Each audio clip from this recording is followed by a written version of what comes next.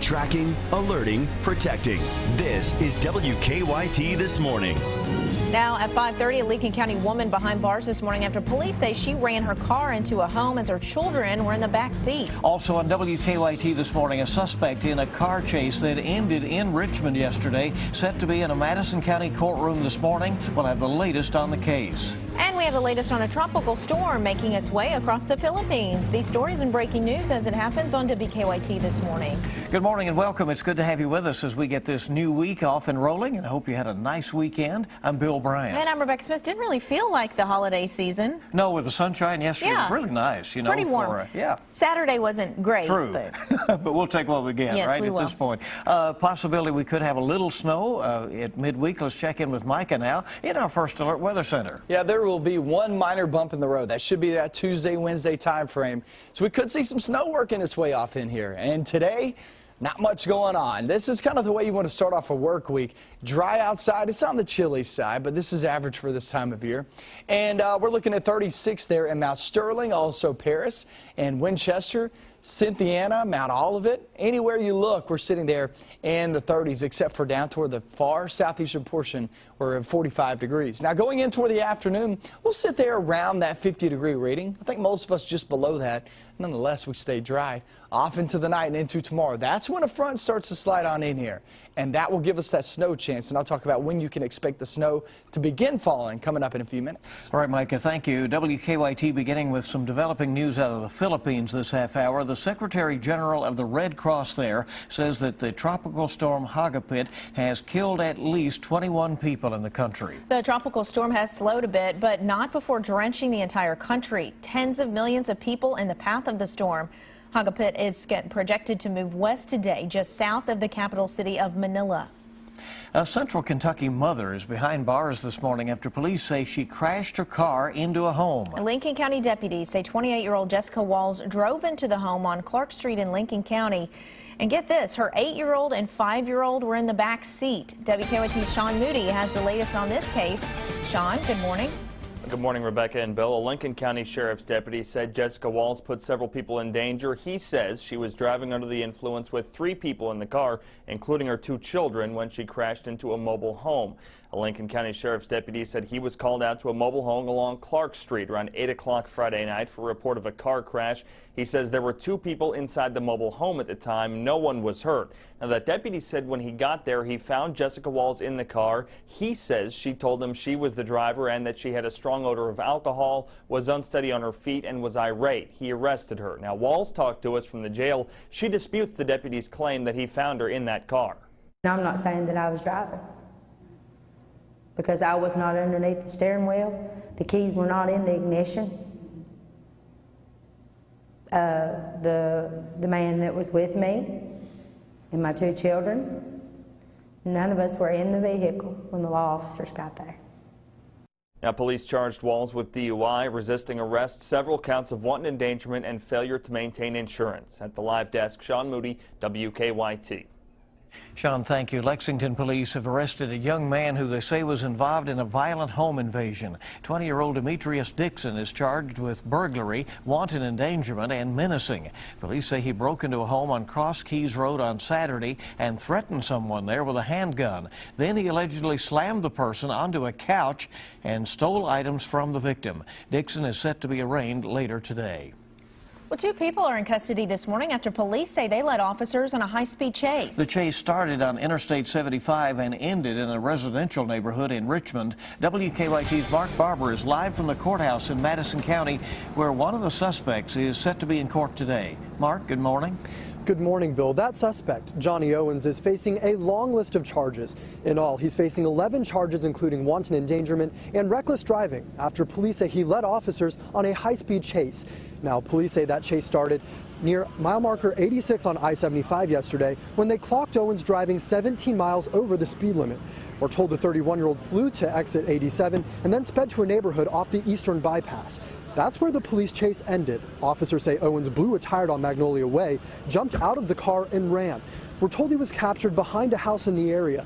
His passenger, Natasha Johnson, was also arrested and charged with public intoxication. We're told a Kentucky vehicle enforcement officer was hurt during the chase.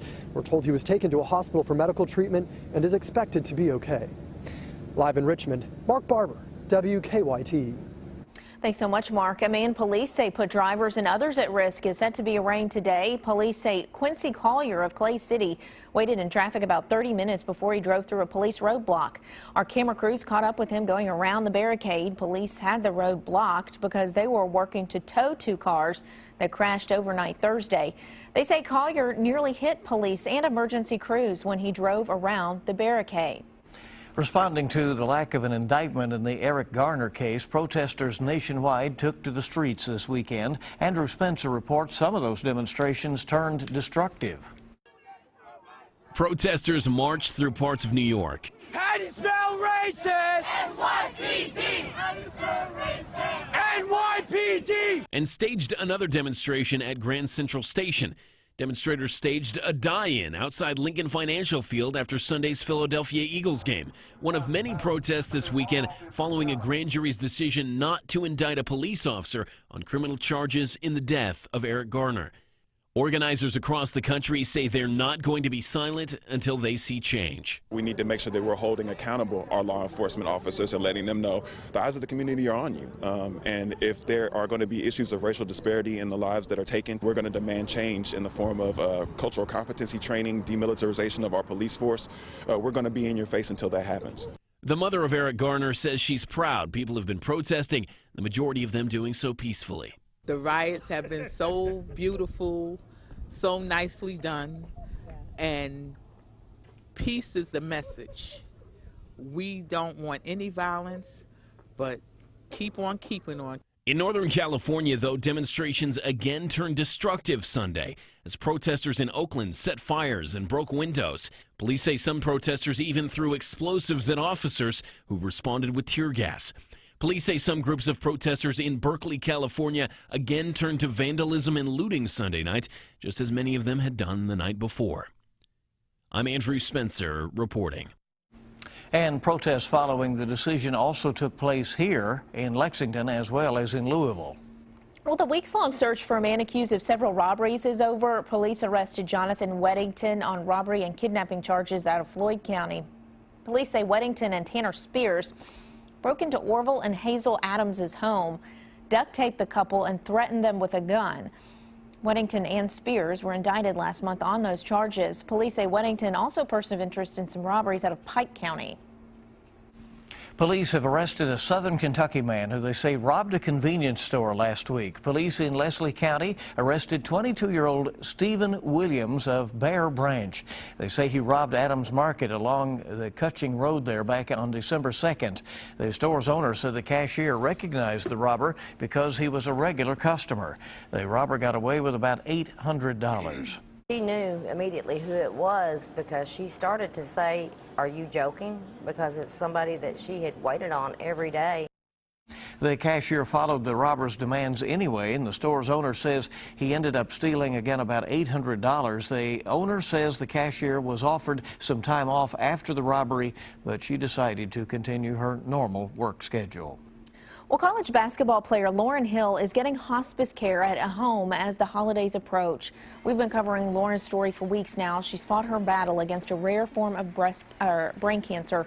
She's been playing in a few basketball games for Mount St. Joseph University as she fights cancer. And now she's in hospice care and trying to enjoy time spent with her family. With my family, enjoying the little moments and making every moment special. They said that, or predicted that I wouldn't make it past the holiday, even though I believe that God has the last say. Hill's family said she's in good spirits despite worsening symptoms. They say she's keeping herself busy with special projects. If you saw a U.S. mail carrier drive by yesterday, you probably did a double take. Some are now out on Sundays, and many are behind the scenes, sorting and organizing tons of extra holiday mail. The Bluegrass Station Post Office will open for special holiday hours this month to accommodate all the extra mail. We just felt like it would be a good option to give the customers an opportunity to come in on a Sunday and actually mail those things out. For people that work, Monday through Saturday, give them extra time. But we are expecting to be pretty busy.